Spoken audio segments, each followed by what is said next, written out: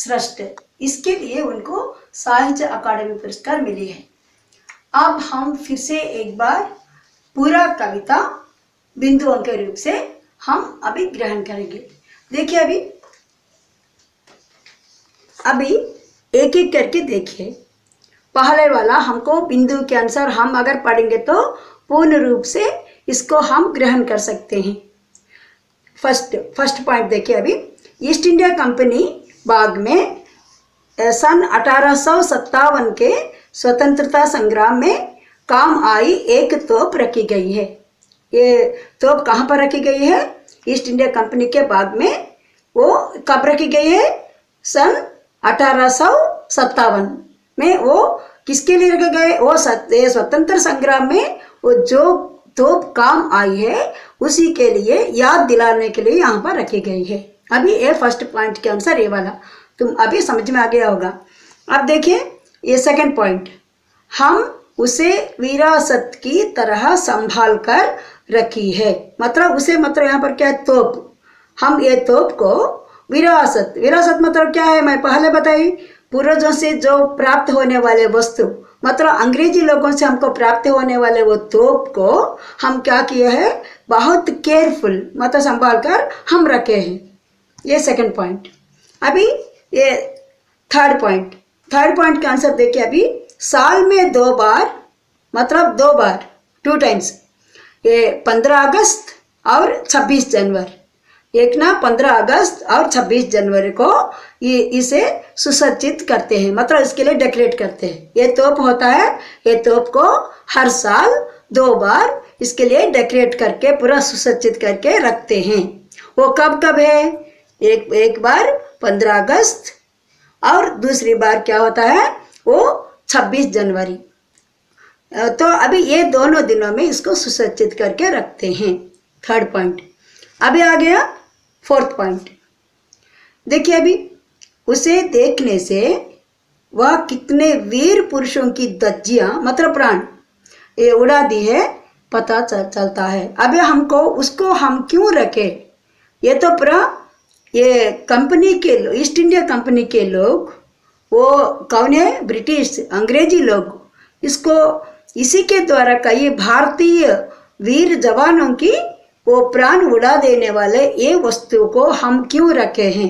क्यों मतलब अभी उसको हर समय उसे देखने के लिए कितने देखते देखते हमको ये याद आ जाता है। क्या याद आता है? कितने वीर पुरुषों की धज्जियां उड़ा दी है, ये तो कितने वीर पुरुषों की प्राण उड़ा दी है, ये हमको याद आ जाता है और पता चलता है। तो इसी से क्या होता है? हमको कभी हमारे देश में इतने वीर लोगों को इस प्रकार कभी नहीं होना चाहिए। हम ये कभी भी गुलामी फिर से कभी नहीं बनने चाहिए, ये हमको याद दिलाता है। तो हम हमेशा स्वतंत्रता के साथ ही रहना चाहिए। मतलब हम कभी इस प्रकार की ये गलतियां नहीं करनी चाहिए। ये हमको ये पॉइंट के साथ हमको पता चलता है। इसीलिए यहाँ पर ये हमको उसे देखने से वह कितने वीर पुरुषों की धज्जियां उड़ा दी है अब ये पता चलता है। अब इसके बाद है पॉइंट है, देखिए अभी, आज तो कंपनी के मुहाने पर शक्ति विहीन होकर पड़ी रही है। आज तो कौन इस प्रकार पड़ी रही है? तोप। ये तोप जो है वो क्या है? वो कंपनी के मुहाने पर मतलब कंपनी के गेट के सामने वो क्या शक्ति विहीन हो गया। क्यों शक्ति विहीन हो गया है? क्यों मतलब अभी हम पूरा लड़ाई के बाद हम ये 1947 मतलब 1947 15 अगस्त को हम आज़ादी फिर से ले आए। आज गुलामी नहीं है, तो इसीलिए वो तोप अभी पूरा शक्ति विहीन हो गया है, शक्ति नहीं है अभी, उसके लिए कोई भी युद्ध में उपयोग नहीं कर रहे हैं। उसको एक प्रकार की दार्शनिक चीज के रूप में वहाँ पर रखे हैं, इसीलिए ये तोप शक्ति विहीन हो गया है। ये पॉइंट के द्वारा हमको ये पता चल रहा है। अब देखिए ये और एक पॉइंट देखिए अभी, हर दिन सुबह और शाम, मतलब सुबह मतलब क्या है? मॉर्निंग, और शाम मीन्स क्या है? ये इवनिंग। तो आने वाले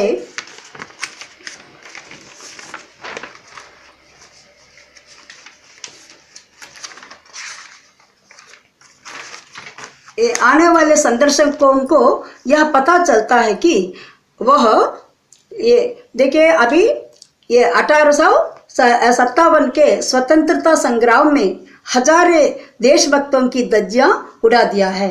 जो देखने के लिए आते हैं उनको ये पता चलता है कि अभी 1857 में के ये स्वतंत्र संग्राम जो युद्ध हुआ है वो ये युद्ध में हमारे भारतीय कई लोग वीर पुरुष हजारे देशभक्त लोगों के प्राण पंख ये तोप उड़ा दिया है, ये पता चलता है।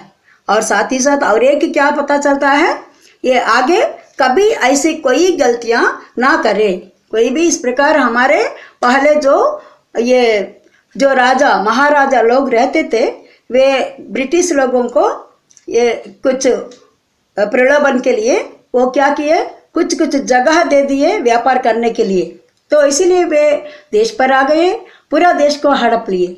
तो इसीलिए हम गुलामी से पूरा बहुत ये लगभग कई सालों तक हमको इसी प्रकार रहना पड़ा।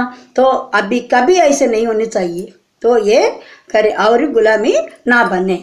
तो और एक पॉइंट देखें, स्वतंत्रता के बाद वह शक्तिहीन होकर बाग के मुख्य द्वार पर पड़ी है। अब तो तुमको ये पॉइंट फिर से आ गया है।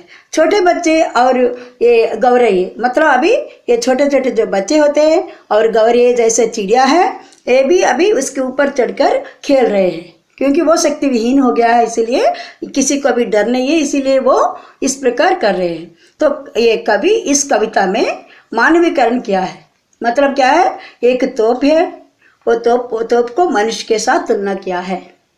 अभी पता चला, ये सभी मुख्य जो कुछ है मुख्यांश है, ये सभी याद में रखना चाहिए। अभी देखिए, अब अंत में कुछ कठिन शब्द है। ये कठिन शब्द के बारे में तुमको अभी मैं ये दिखाऊंगी, ये अगर होगा तो अपने नोटबुक में लिख लीजिए।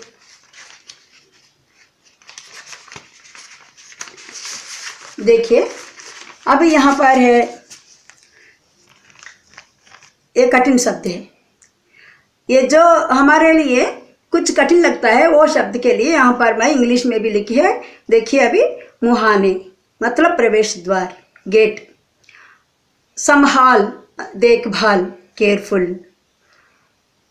विरासत पूर्व पीढ़ियों से प्राप्त वस्तुएं, मतलब हमारे मतलब दादा परदादा ये सभी जनों के साथ जो कुछ वस्तु मिलता है वो वस्तुओं को हम विरासत कहते हैं।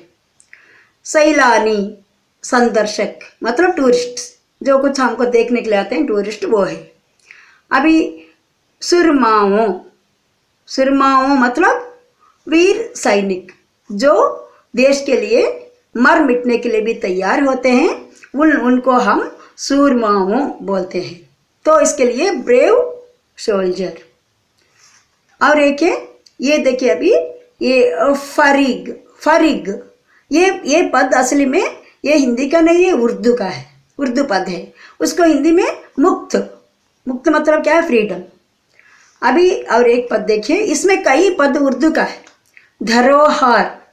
धरोहर मतलब विरासत मतलब क्या है, हेरिटेज। देखिए अभी ये उपलब्धि मीन्स क्या है, प्राप्ति, जो हमको प्राप्त होता है, अवेलेबिलिटी। देखिए अभी ये सभी कठिन पद उसमें से यही है, और बाकी सभी पद बहुत आसानी है। अब देखिए पुनरुक्ति शब्द इसमें पहले में बताए, कविता बताते समय फिर से एक बार देखिए, सभी नोट कीजिए। देखिए अभी अच्छे और कभी, ये दो बार एक ही पद 2 बार रिपीट हुआ है, मतलब 2 बार प्रयोग हुआ है। तो ये प्रयोग होने के नाते इसी प्रकार के शब्दों को क्या बोलते हैं, पुनरुक्ति शब्द कहते हैं। अब और कुछ है, देखिए यहाँ पर उर्दू शब्द। इसी कविता के अंतर्गत कई उर्दू शब्द हमको आते हैं। वो उर्दू शब्द क्या है, देखिए अभी यहाँ पर बहरहाल उर्दू शब्द है। फरीग ये भी उर्दू शब्द है, फरीग ये भी उर्दू शब्द है। अक्सर, शैतानी, खासकर, दरअसल, ये इतना सारे उर्दू शब्द प्रयोग किए गए हैं। इसके बाद